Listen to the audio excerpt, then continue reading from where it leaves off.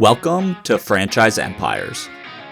Yeah. Well, so let's talk about that. Like that, I guess it was that private equity group you said that started it all. So, we don't have to get into specifics, but generally, like, were they just putting in all the capital and you were the person who had to run it all? And that's kind of how and I'm sure there's an equity split for your sweat. Yeah, that's basically the gist of, like an operating partner, where they gave you a piece of equity for, they put the capital behind it. So it was really two partners. They went out to some friends and raised some money. And, back then you could build out a Papa John's for $150K, it was pretty cheap, and so we were just cranking them out, I mean, think about it, 20 units in 40 months, one year I opened 8, we were just, killing it.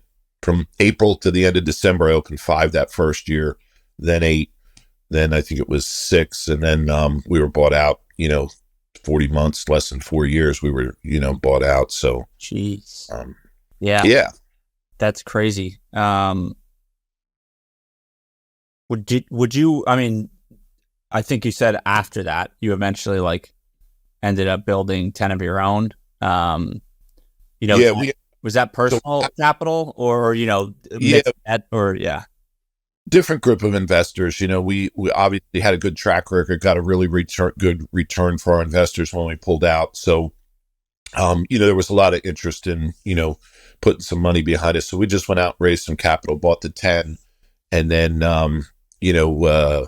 ended up buying New Jersey and Philadelphia from corporate. They had come in, companies come, these public traded companies, there's, today it's growth, tomorrow it's, so kind of changes with the wind. So at that time, they really wanted to develop a bunch of units in Philadelphia, and then got in the market, found how tough of a market it is, kind of got their teeth kicked in and said, you know what, we don't really want to be a part of this. And, I stepped in and, took them over, and, we bought those stores and ran them for quite a few years.